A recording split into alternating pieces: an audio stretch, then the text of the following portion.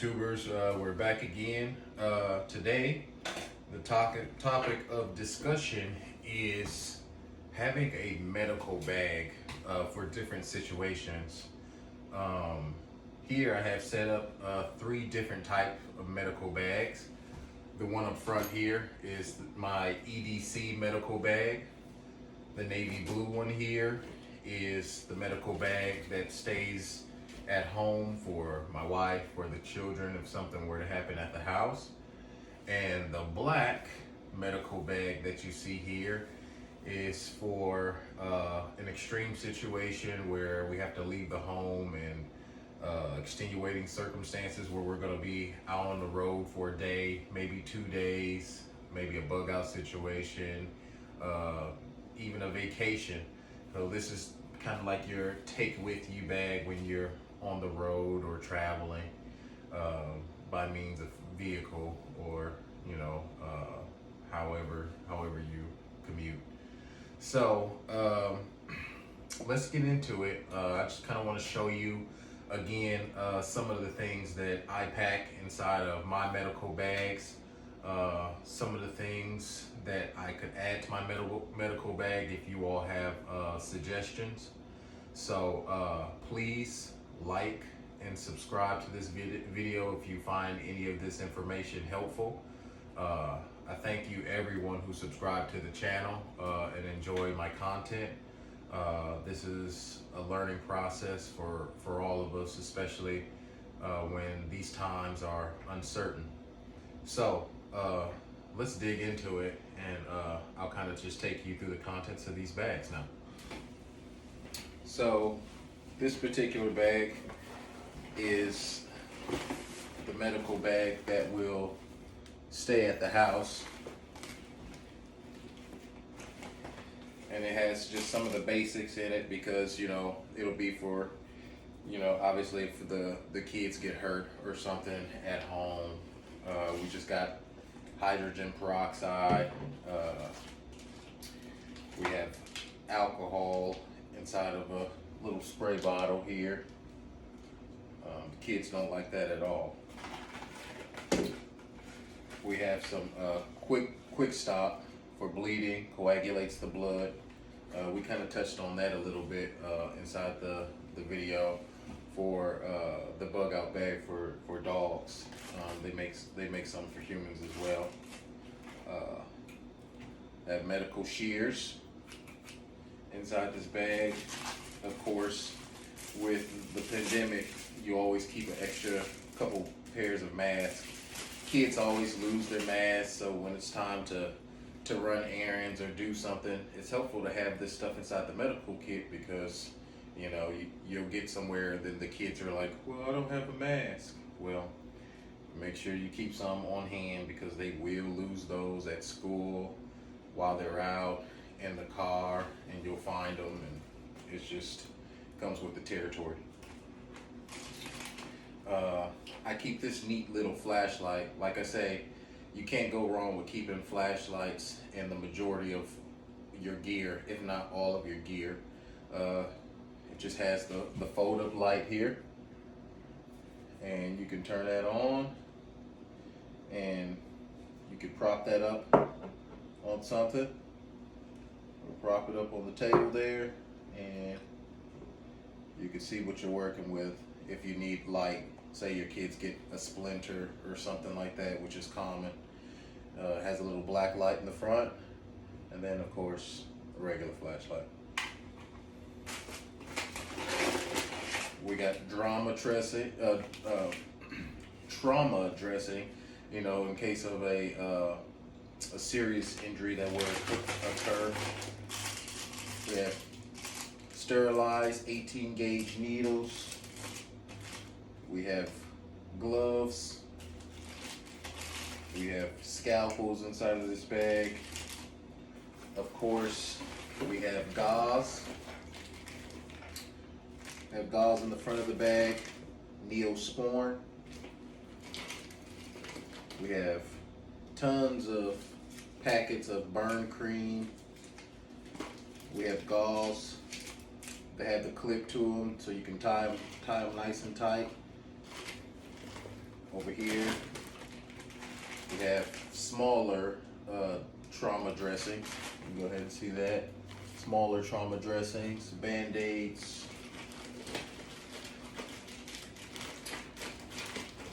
We have a cold pack in here.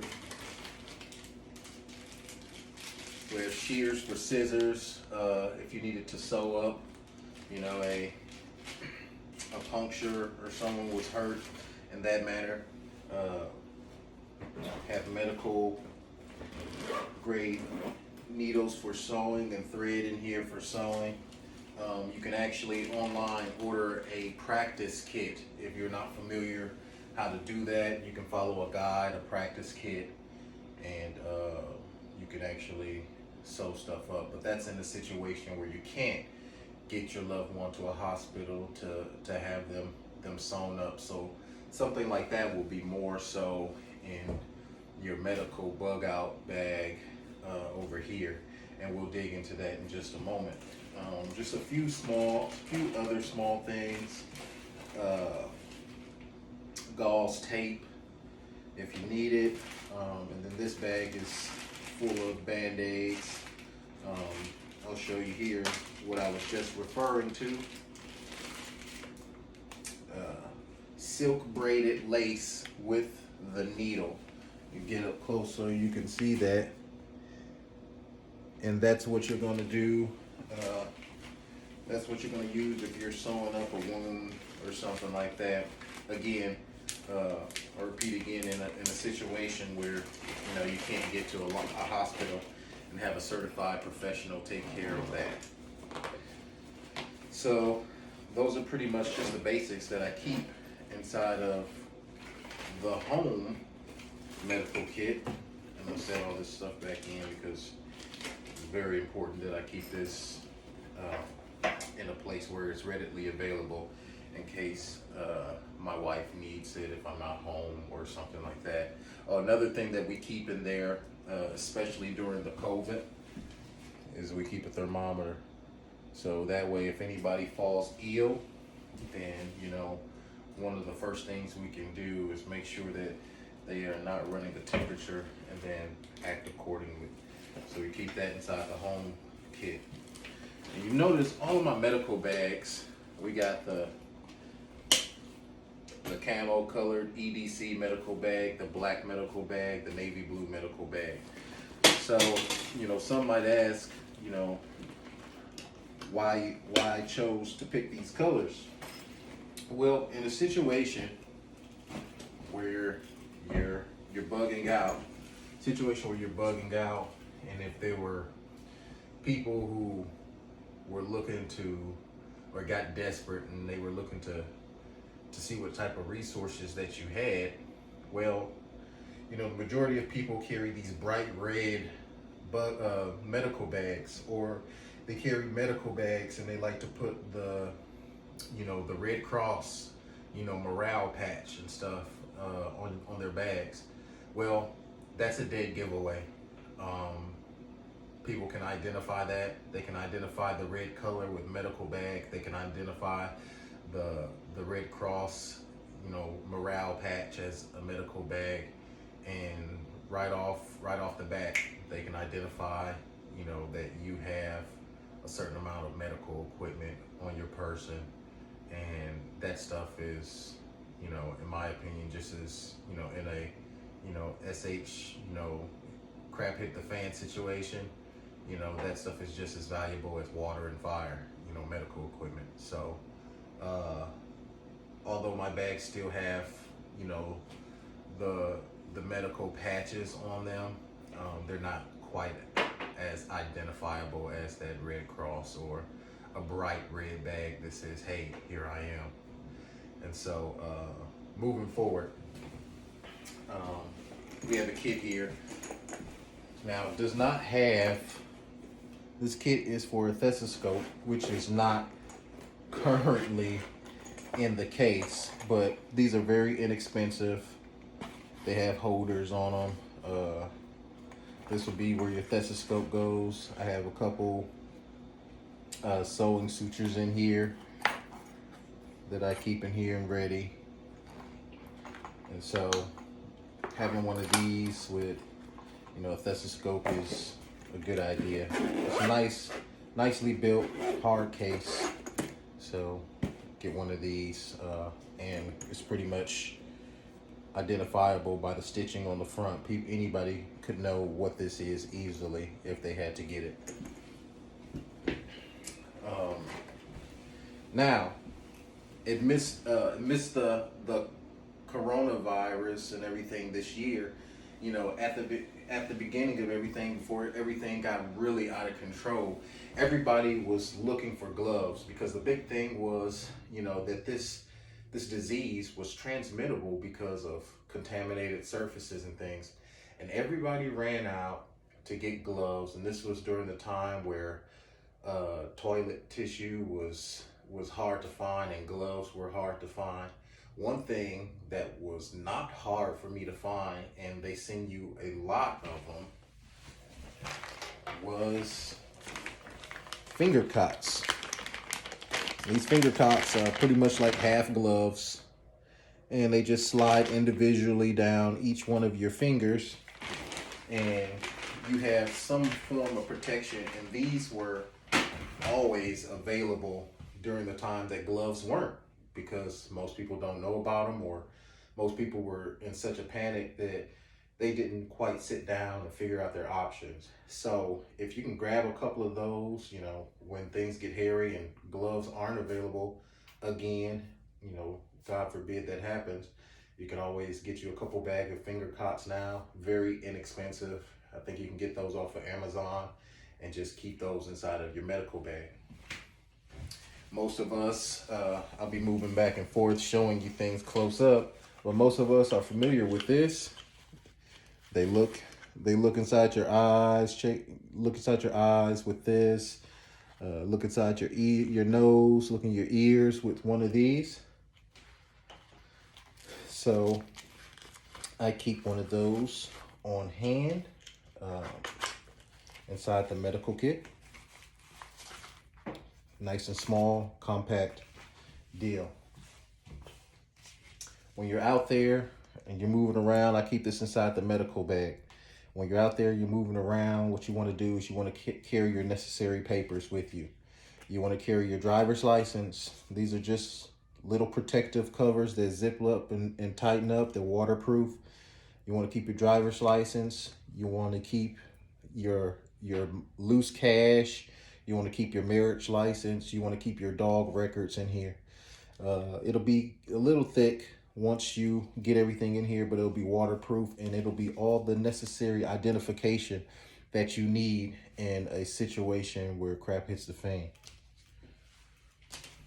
I keep Advil in the house, and I keep a couple packets inside of the medical kits, the EDC, the home, and the bug out medical bag. Keep a couple packs of Advil, very good stuff.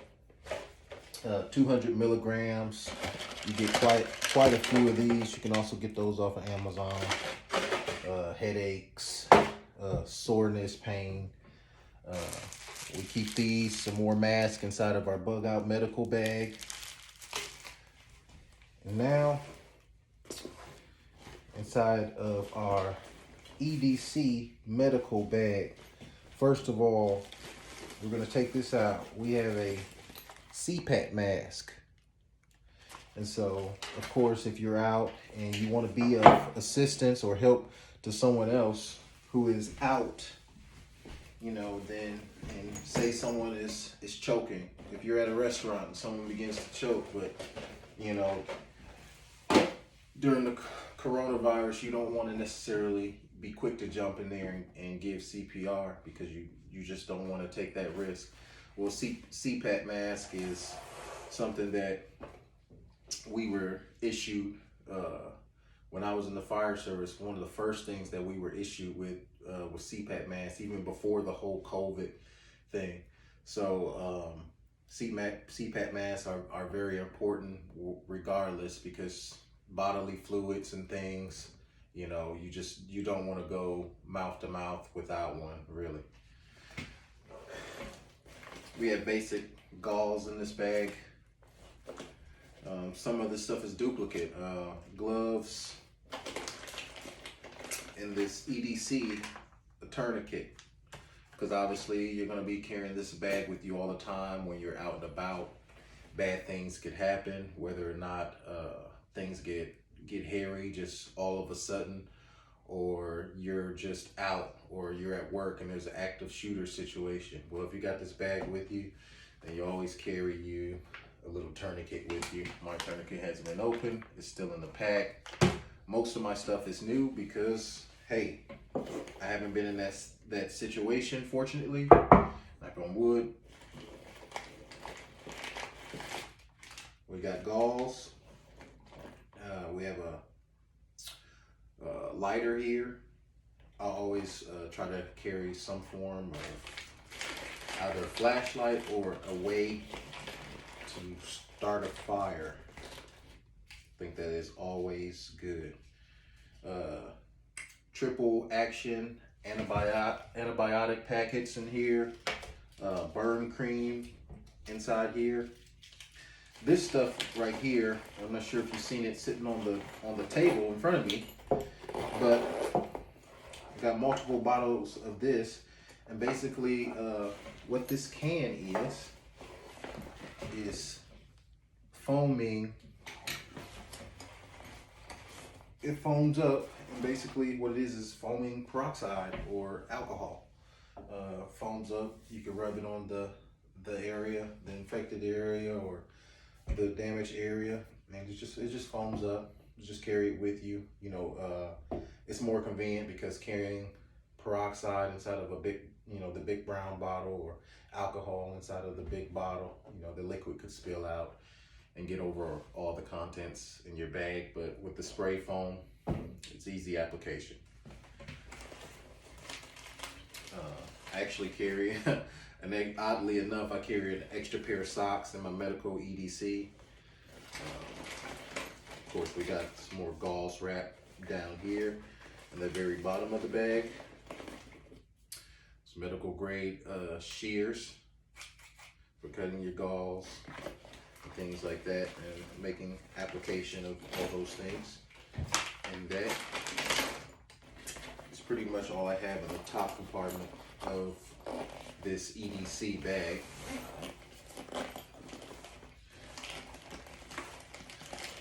I keep some hot hands inside my medical bag, my EDC medical bag. Keep hot hands and hot feet inside of this bag. As we mentioned before, a way to sew up any punctures or wounds. Those are the scissors that you would use to sew up those said wounds or punctures. We have alcohol, sanitizing wipes. We have here, Band-Aids. We have a couple packs of Advil in here, and those are all in front of the couch. And those are going to be everything that you carry with you in your medical EDC bag.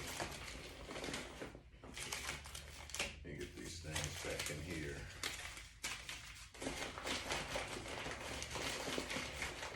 Best I can. Is it a little bulky? Yes. Is it worth taking with you every day? Absolutely. Because you never know what's going to happen out there. And with these particular bags, it has a little molly webbing on it, so you can put all the attachments that you need on this thing. And there it is, all in a nutshell. I also featured this bag in one of my last videos regarding making a battle belt. And basically this will go around your waist and you can put your attachments on it. And this is what I utilized in order to make my at-home battle belt. I have a video about that. If you're just looking at this video for the first time and you want to reference that video, then just go to my page and you'll see it there. Last but not least, this is the medical bag that we will bug out with if stuff got hot and heavy and we had to leave the house. One thing that I took out, I wanted to show everyone right on top, is that you can get these little things from the American Red Cross, and basically it's just a little booklet that you can go through if you're not really, you know, medically inclined, or you don't deal with something like this all the time. It'll just show you some of the basics about covering up a cut and things like that. Just basic, the basics needs you would need if somebody sprung their ankle, something like that. And so you can kind of reference that book if you needed to. But for those who do have, I suppose they would call it a army surplus store, or a tactical store in their town or in their area, or who could find something like this online. This is a very important, invaluable item that I would say that you should put in your bug out medical bag. And it is a first aid for soldiers book. And if you can look at that number on there,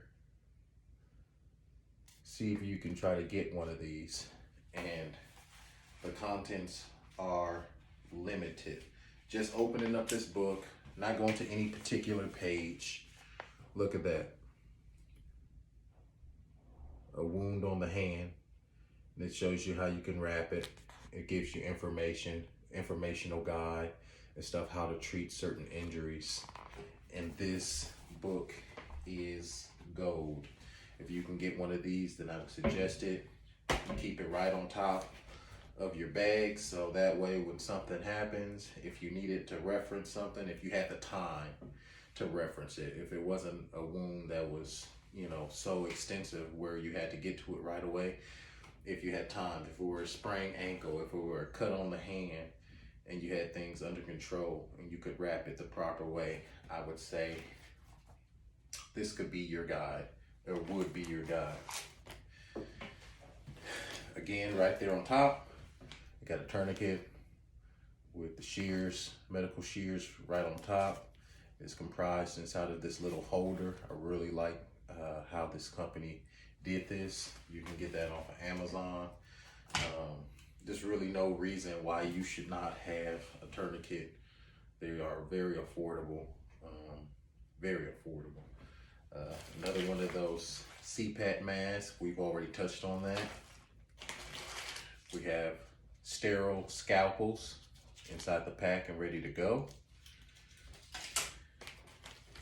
I keep a little knife inside of my medical bag, because you never know when you're gonna need a knife when you're out there. So I keep that full tang knife, nice and thick, nice and sharp.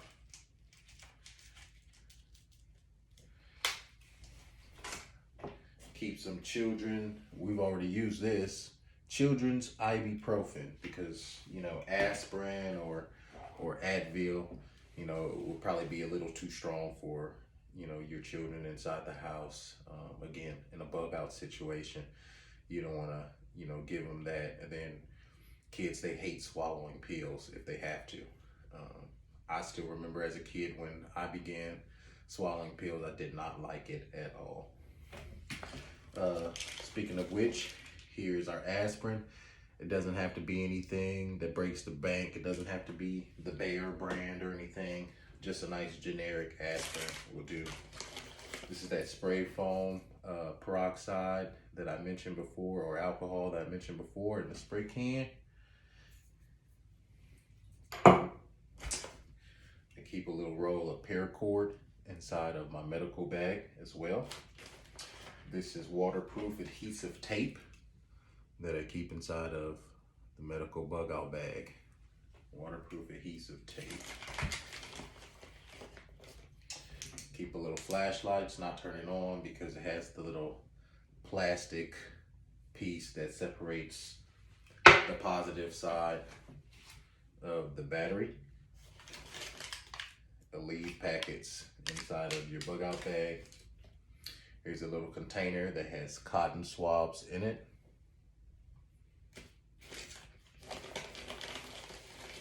We have medium size gauze in a package, sterile. We have those large trauma dressings that fold out in a serious situation. Sterile, got the plastic.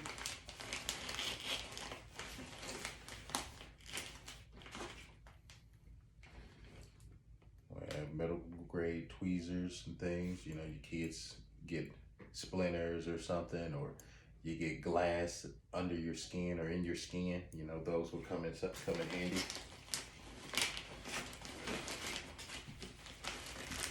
Small size gauze in the side pocket. And here's something that most people, this will help you breathe easy if you have allergies out there, or you have someone in your family that's highly allergic to being out there while you're bugging out or trying to get to your next location. So you just stick those in the nose, and it'll pretty much filter out all that crap that's coming in. It's probably making them miserable while you're out there. Medical grade mask. I also have some downstairs that have a face shield on them, so we know that transmission can either be through the nose, the mouth, or the eyes. At least the latest that I read. Over on this side, we have Band-Aids comprised with some gloves inside the kit. Tons more Advil, tons more dressing, gauze, things like that. Again, invaluable. A lighter, fire, we had a flashlight, both inside the kit. We got some alcohol wipes. We have sting packets. You out there, you get stung by a bee. We got triple antibiotic ointment, and that's it. That's what we have inside of our bag. Most people argue you probably need more medicine, you know, more ingestible medicine instead of stuff like that. But that's why we're here. We're here because it's a learning process. We're going through rough times, you know, in this country, and we don't know what's going to be the case either today, tomorrow. You know, no day's really promised to any of us, so we're doing the best we can.